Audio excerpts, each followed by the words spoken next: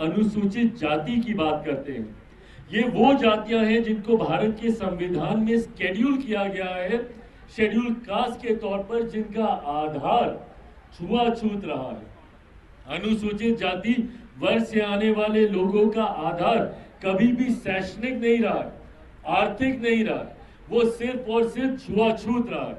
ये वो जातियां हैं जिनको समय समय पर गांव से बाहर रखा जाता था, देखना पाप माना जाता था, छूना पाप माना जाता था। ये वो जातियां हैं जो छुआछूत का शिकार रही हैं।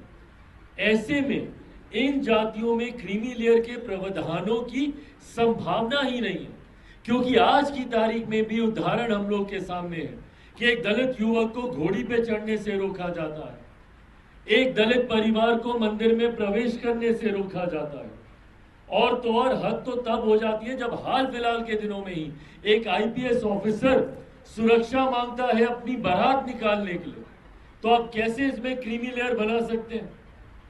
एक पूर्व मुख्यमंत्री रहते हुए जब मंदिर दर्शन के लिए जाते हैं तो उनके निकलने के बाद मंदिर को गंगा जल से धुलाया जाता है। आज की तारीख में भी ये भेदभाव के उदाहरण देखने को मिलते हैं।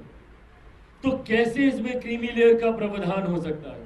और इस बात को भी मैंने प्रमुखता से कैबिनेट मीटिंग में रखने का काम किया, और मुझे खुशी है कि प्रधानमंत्री जी ने भी तुरंत उसी कैबिनेट मीटिंग के बाद क्रीमी लेयर की जो संभावनाएं माननीय न्यायालय के द्वारा जताई गई थी, उस पर सरकार की तरफ से अपना रुख स्पष्ट करने का काम किया।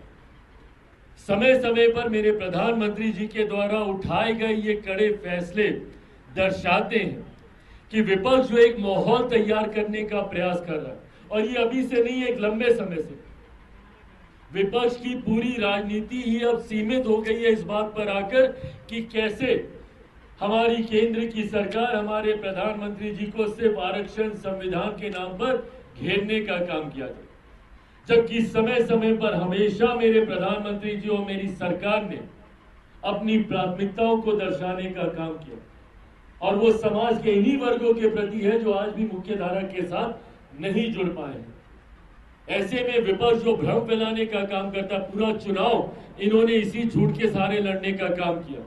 आरक्षण समाप्त हो जाएगा, संविधान समाप्त हो जाएगा। अभी पिछले 2-3 दिन से जब से ये एडवर्टीजमेंट निकला, अभी तो कोई नियुक्ति नहीं हुई, कुछ नहीं हुआ।